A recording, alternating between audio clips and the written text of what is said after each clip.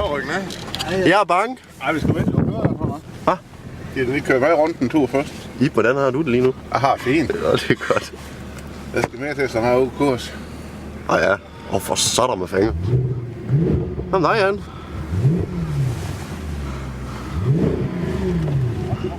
Jan, han er helt målløs. Han er fed. Nej, han er godt, han skal rundt op.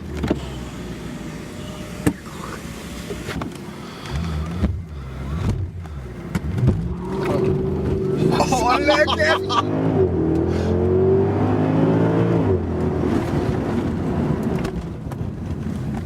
Rødbestik her, der godt. Det kan han godt. Hvad nåede vi? Hvad er Det er ikke 120-30 steder. Ja, og det var det. Jeg har fået spænd fra den. Hvor finder du det?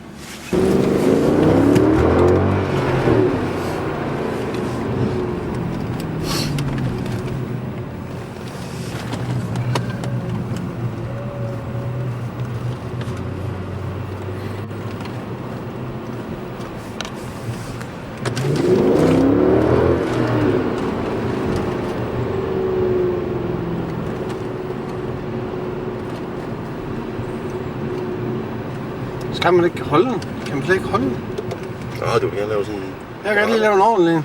Kan du ikke det? Er der ikke sådan en start-mode af en eller anden art?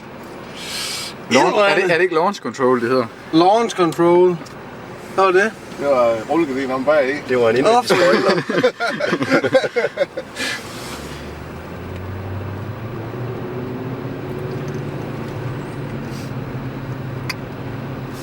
Jeg tror engang, jeg har kørt i en Lada, der var hurtigere end det her. Det tror jeg, du har ret i. Okay. Lada, hvis den kører 40 km i timen, så er den faktisk hurtigere lige nu. Så, nu er han ildet om det. Nu er han helt lille. Hvad fanden har jeg gang i? Og det var bare radio. Ellers så spørger han, om vi kunne finde det voice på radioen. Vi kan godt finde det på radio. Vi prøver. Tak. Nå, vi starter her med slalom, ikke også? Og der vil jeg tro, at vi max skal komme op på 60 km i timen. Så for at blive tæt ved kejlerne, ikke også? Så have en ordentlig håndstilling på rettet, for ellers så... Det fik han at se. Svingene, hvor svære bliver det, ikke også? Hvor mere centrifugalkraft snakker vi om. Så skal der blive tæt ved kejlerne. Og så fortsætter man bare ned igennem her, og så tager den midterste bane. Hold alle 3 biler hernede, og så kan vi lige snakke videre. Så skal vi godt nok lige ud af bilen, men det er næsten nemmere. Jeg tror, så skal vi tage den, der bliver grøn hernede. Kan jeg fortælle mig, hvorfor jeg havde kameraet slukket lige, da det der skete? Det havde jeg også. Super her vej. Nej, det var bare... Jeg tænkte, men så glemte jeg at trykke den knappen. Som her. Jeg har ikke lige forventet det der. Men det var det. Vi skal ud i bilen, vi må ikke køre i den mere. Nå, men så har man startet de øvelser der. Som sagt, vi starter med slalom, og så kører man banen rundt her. Og der skal I altså lige passe på, at I ikke kommer for langt ud til højre der, for der er nogle store huller, ikke også? Så der skal vi godt ned i fart her, rundt i svinget. Og så følger man banen her. De 40 km i timen, dem skal I ikke rette jer efter. De må godt ligge på et sted mellem 60 og 70 her. Det sker der ikke noget ved. Hvis man lige kommer op på 80 lige et kort øjeblik på vej ned, så svinger det igen. Så det svinger der mellem 60 og 70. 80. Lige her inden svinget, der var der et hul ude i højre side af vejen. Det synes jeg også, I kan undgå. Det var... Den er ikke klar på den. Du skal holde knappen ind, når du siger det der. Der er rundt der. Jamen, han lader mig at provokere. Og så er det jo bare det samme igen. Det klarer Jan ganske fint. Her, tæt ved kejlerne, ikke også? Giv jer lille gas, så de kan mærke lidt centrifugalkraft der. Jeg har ikke lige at lige gas. Og Erik, det kan se, jeg skal til højre, så jeg skal vælge en vej over. Så er du ja.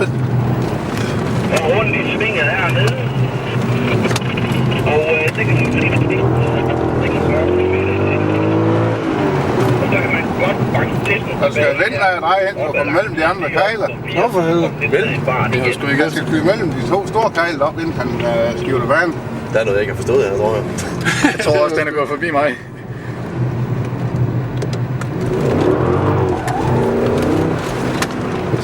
benene er sådan for lort.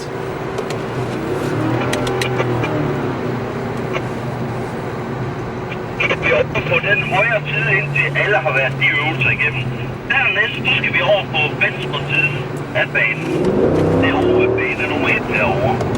Og det er her, man kommer kørende, og så skal man bare skyde til den her nedad. Vent nu med at give for meget gas, til man lige er rundt svinget her, så trykker man godt til den. Og så når vi kommer herned, så står der 3 gange i højre side, og der står der i venstre side, som på højre. Det er bremsepunkt. Der er forskellige start på bremse, hvis I ikke gør det. Det er nede i snart, fordi der er meget spæk på den side, det man bare lige kan bruge sig der. Det er ligesom Formel 1, ikke også? Der har man også nogle bremsepunkter, dem skal man selvfølgelig overholde. Medmindre man hedder Fettel eller et eller andet. Eller ja. Og I lægger lige mærke til hullet, som vi snakker om før. Det er der, hvor den hvide bil, der står forbi nu, der er et hul herude i højre side. Jeg lige hører den nye melding godt.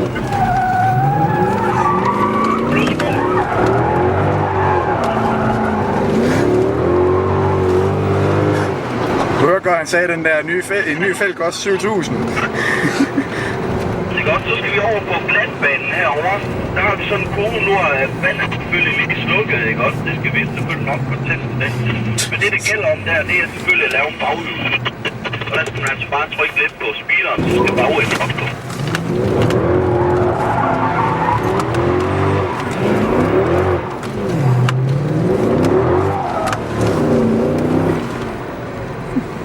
Jo, men det Ja, det er ikke så meget, der gør det. Det var sgu lige før, vi ikke slukke. Jeg skal jo få glatbanen, Jan. Jeg skal jo få glatbanen deroppe. Hvorfor hedder det herude? Og så sætter vi dem i gang, eller skal vi køre med ned på siden, eller hvad ved du? Ja, så vi kører med ned på siden. Vi stopper lige her.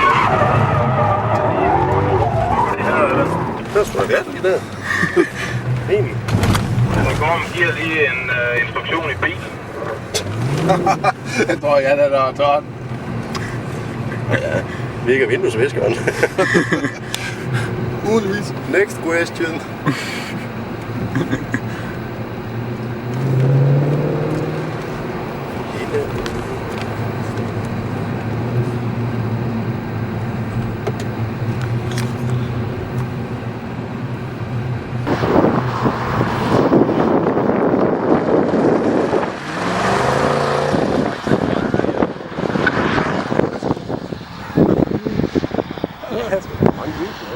Tre, ikke?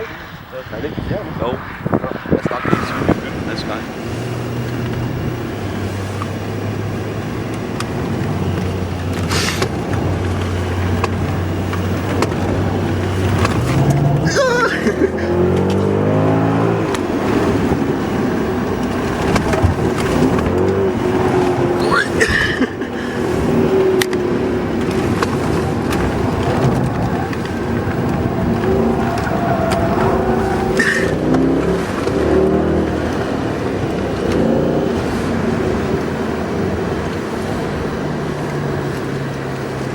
Så nu er min sele låst, det gør det lidt nemmere at blive siddende.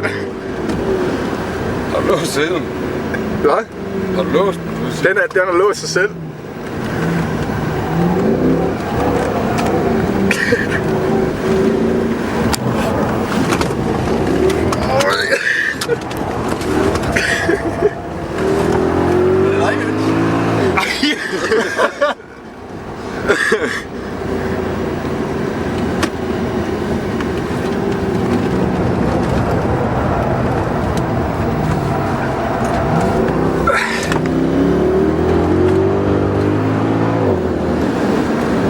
Hvordan fanden får man det der track control fra? Du kan ikke slå Det kan du ikke.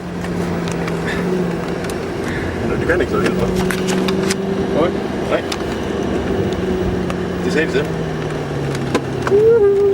Nej, nej.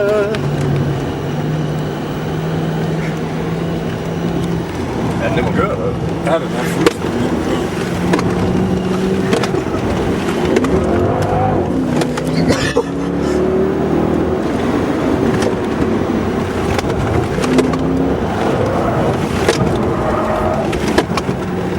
Der kunne man godt mærke, at GSP'en den lige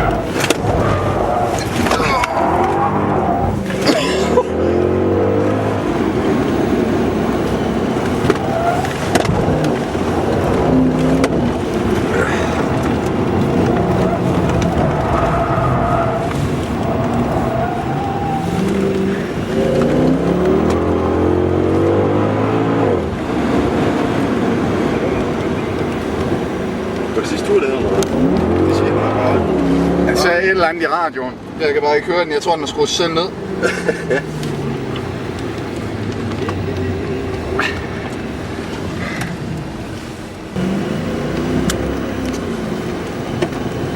Det er dem, du ikke skal ramme. Det gik også rimelig godt for os, Jens. Bortset fra, at han var ved at smide den her i deres sving. Nej, det var sgu ikke. Han havde styr på. Det kunne jeg mærke. Hvor klar, vi nikker hinanden en skalle lige om lidt. Ja, det ved jeg godt. Klapper kameraerne sammen.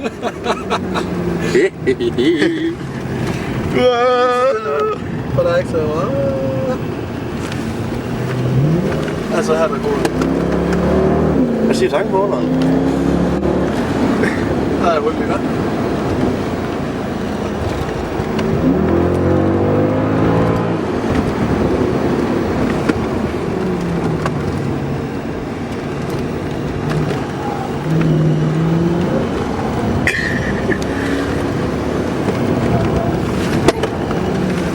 På gassen! Nu!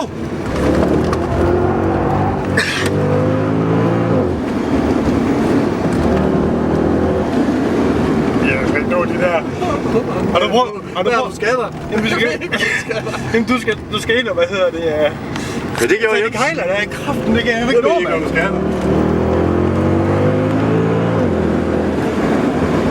Det var fordi, du var for travlt med at lege, mens vi fik instruktion, Jan. Nej, jeg hører bare ikke efter. Jeg har også travlt med at grine. Jeg blev rimelig forskrækket igen, så lige pludselig kørte ind i ud. Ja, det gør man bare. På den!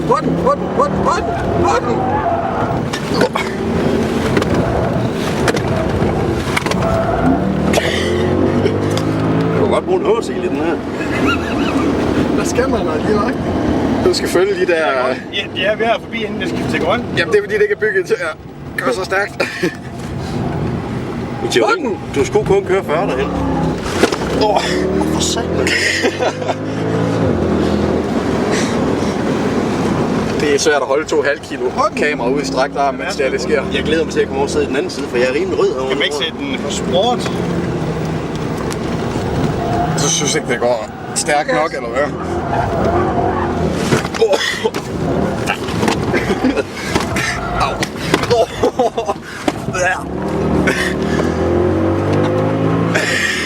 Der er død lille Emil. Det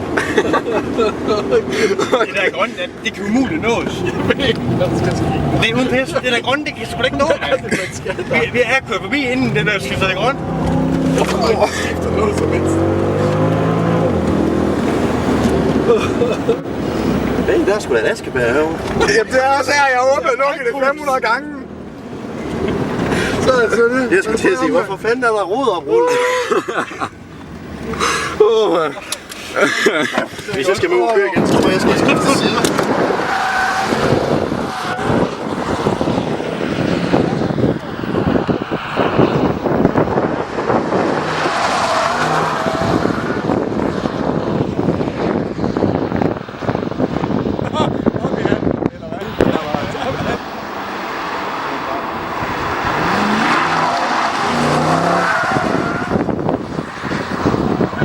I har alligevel sat lidt respekt i dem.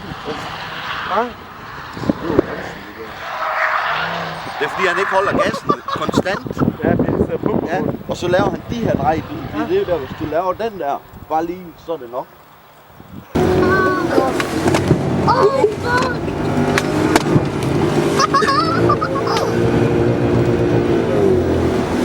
Den skifter ikke selv. Jo. Jeg er lige opmærksom på, at du har gearskifteren stedet rigtigt. Det lød som om den ikke rigtig kunne.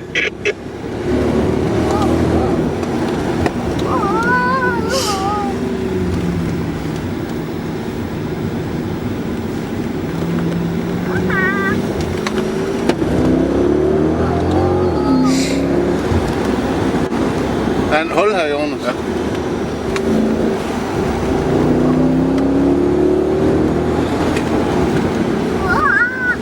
Er du fast? Ja, fedt.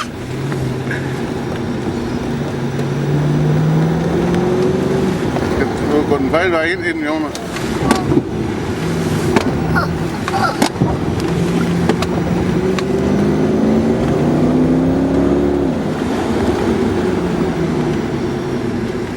Det er en fejl side. Skidt med det. Bare med brødre.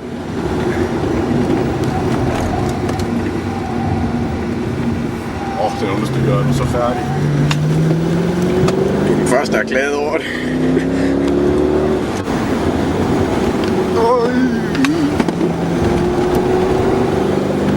Du skal have den første kejl over de venstre hånd deroppe, Jonas. Hvad? Du skal have den første kejl over venstre hånd, når du går ind i kejler her. Så passer. Inden om her? Ja.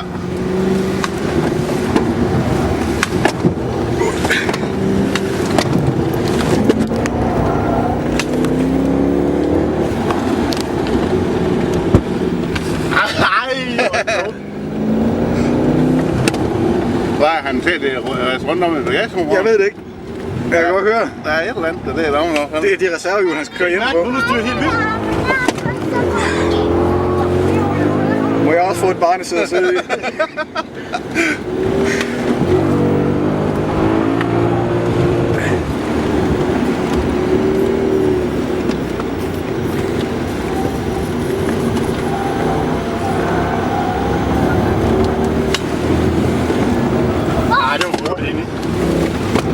Gå igennem med 70, 75, så kan du klare med.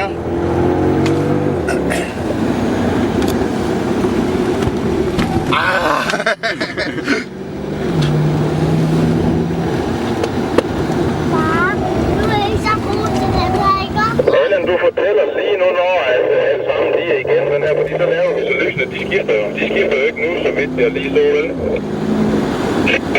Men jeg tror, det var noget med, at de højre en tur til venstre. Jeg tror simpelthen fysisk ikke, de kan nå at se det lys. Skal vi have det? Sidste tur, eller? Ja.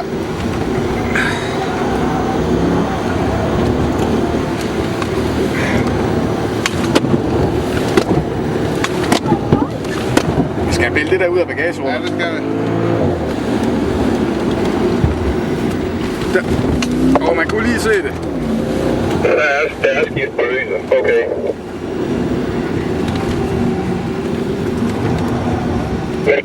Men nede, vi skal lave.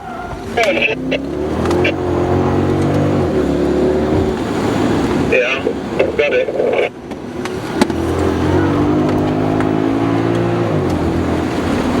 Prost.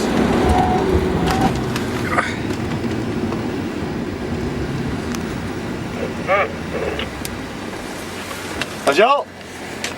Hvad tror du til? Så bare bag.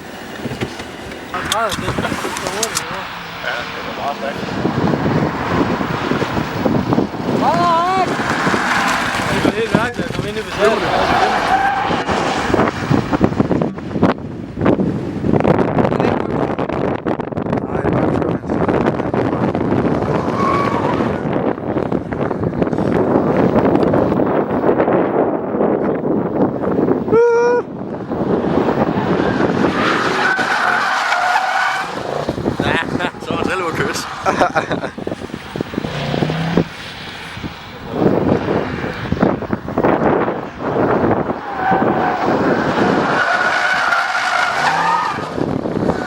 Han er godt nok glad for den inderside af hjørnet der.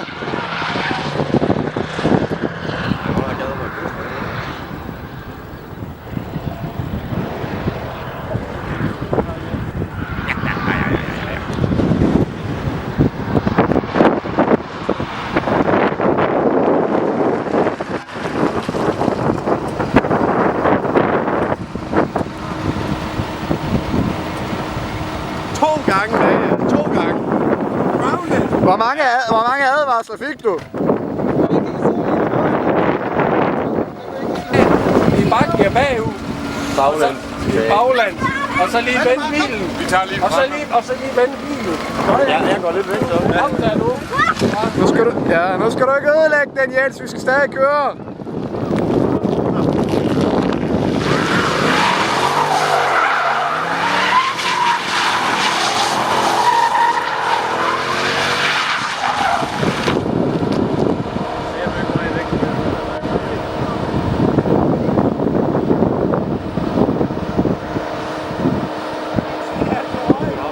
Gik du i stå?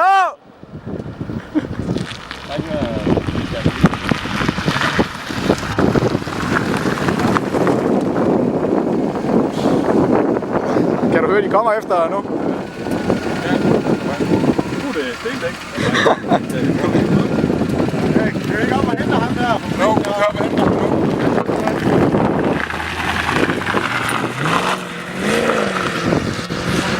Der er ryggen bærearm eller sådan noget. Så kommer han ud. Nej, nu må jeg køre.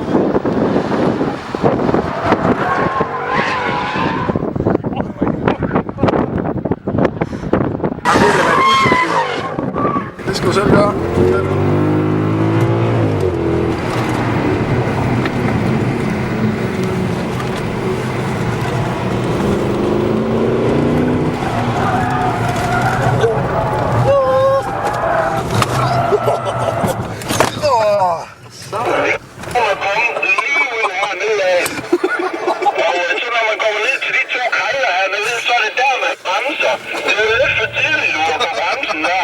Kunne I også mærke seleforstrammeren?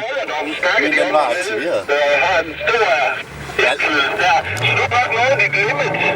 Jeg har kun et spørgsmål. Hvor fanden er nøglen henne? Jeg troede, den skulle du tænding. Jeg tænkte, hvad sker der? Mit navn er Ib, og jeg kan fandme køre drift. Og Ib, det mest positive, jeg fik det på film. Her. Det gør jeg også. Er der kamera i den, så sådan en videokamera i det der? Ja da, fuld HD. Halvanden HD. Fuld HD og 50 frames.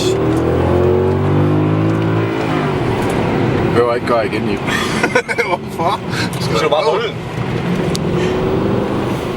Tager vi lige lidt senere her.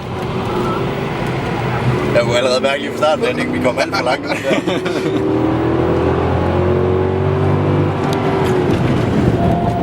Ja, bare med bremser i. Det må vi nok sige. Ja, bilen er alligevel mega tung. Ja. Og så er vi 4 mand i den. Halvfede knejler. Og det kan godt være, at jeg skulle filme vejen i stedet for instrumentbrød. Det var nok muligt. Det var hvor du ville filme, hvor stærkt vi kører. Ja.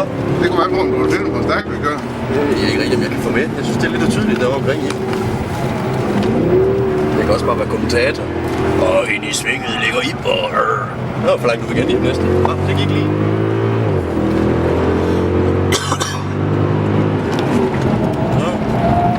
Halvanden uge. Jeg tror nok, bremserne lige er blevet nu. Okay. Jeg synes faktisk, I klarer det godt. Ja, det gør de.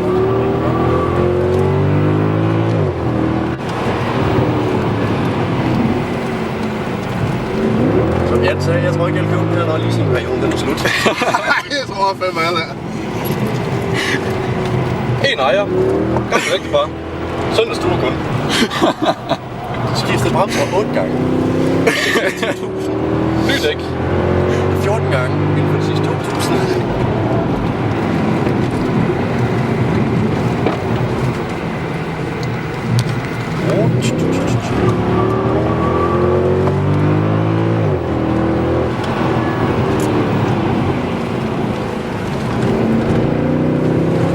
Hvis til at sige babbel. Det var faktisk bare en Citroën. Ren refleks. Ja, Ren refleks. ja.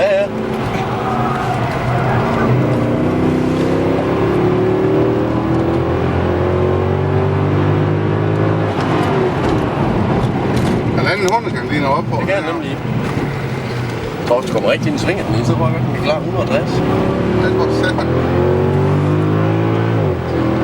Så kommer vi i spil lige.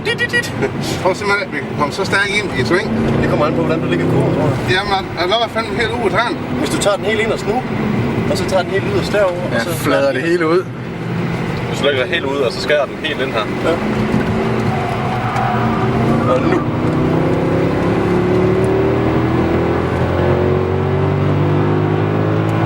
Nej. 1.500, det er sgu grænsen.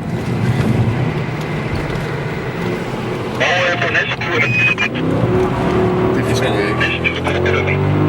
Dytter vi. På næste uge dytter vi. Jeg gør det. Dyt, når du kører forbi. Jeg havde troet, du sagde dytter.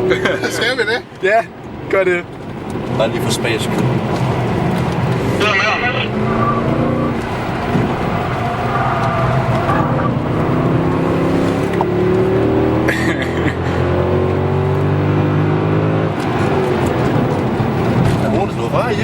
Det var sgu lidt dyrt, der. Du kan bare høre det fra den navn deroppe.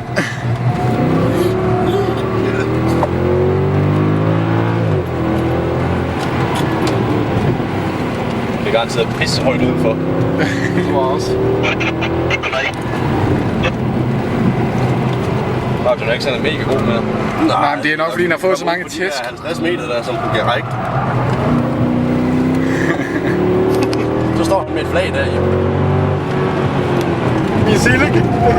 Jens, seler! Derfor er det klart Silke. Jens, det er ikke alle, der er seler på endnu. Så får den der på. For helvede min iPhone. For helvede. Har du set på? Ja, jeg har set det på. Ja. Hvad fanden er min iPhone?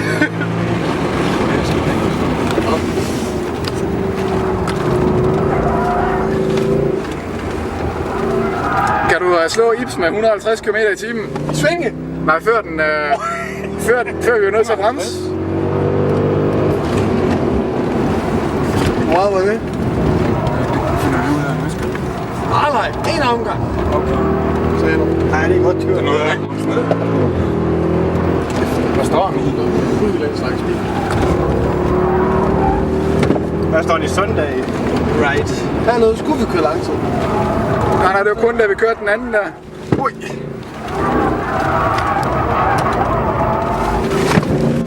Så meget billedstabilisering han skulle ikke tage.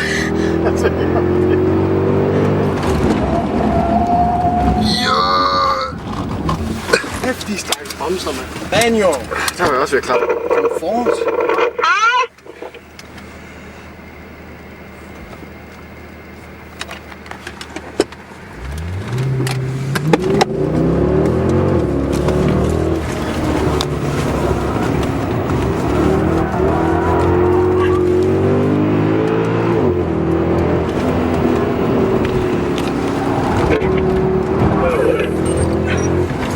Stakkels gorm.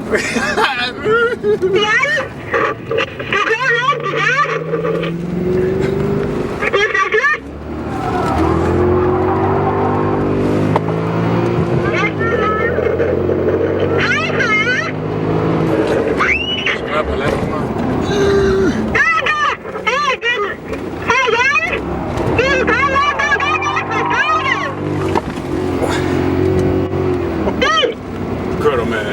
Ja, ja. Nå.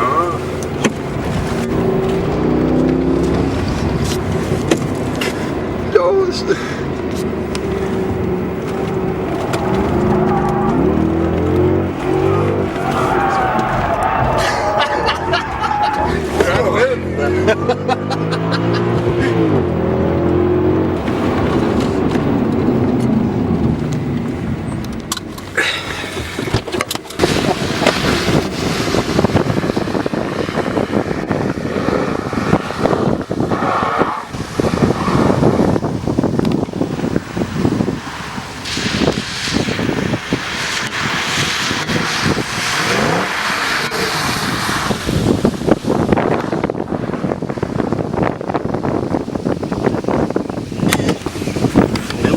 Kører lidt mindre svisker, man kan knap nok se noget.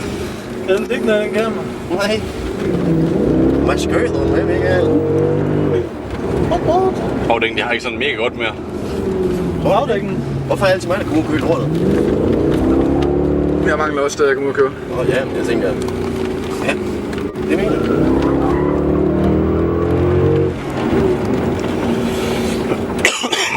Hold den pige.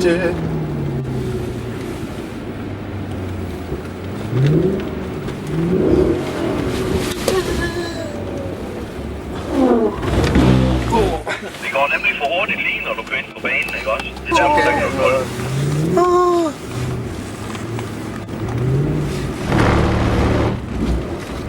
Kan du ligesom mærke? Super flot. Tak skal du have. Jeg kan lide din bag. Slå din mærk, slå din mærk.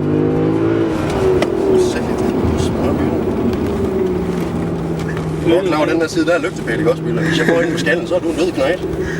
Nej, så er du en død knægt. Ja, ja, så dør du bagefter.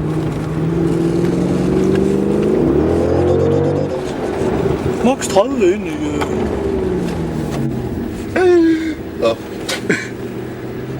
Så har du meget længere tid at lege på. Skal jeg sige sådan der? Det skal virker vintersviskeren, Bille. Det ved jeg ikke noget om. Du skal lige dreje den. Det blinker lyset. Længere ned. Drej den. Nej! Han gewesen. Hast du Klamotten? Du kan tage en tur mere, hvor du så får den hele vejen igen på den måde der. Hvor den retter op lige inden du kører ud af glatbanen. Ja, det er svært, man lige tror. Få den op og stå, så du selv kan gå. Hønekat. Er det en fasan? Er det en tulpan? Den er inde i Rangmors.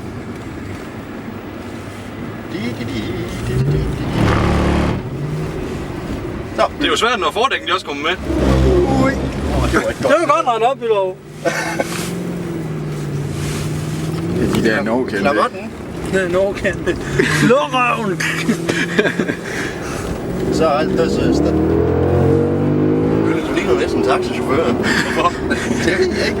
Det er noget med dunken at gøre, den måde du sidder, tror jeg. Tak for det, Niklas. Det var ikke noget ondt med det.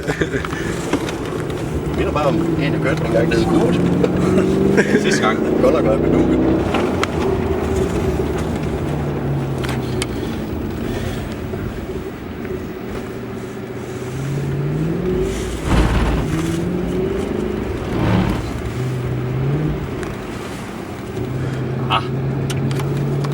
Klamotten i det.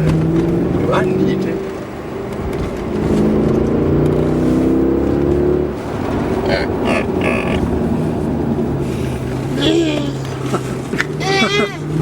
Er vi på film? Det koster 500 brikser i taxaen. 1000? Er det ikke stedet til det? Nej, 500. Det er stadigvæk 500.000, siger du. 500 kroner. Hast du Klamotten, Bülle?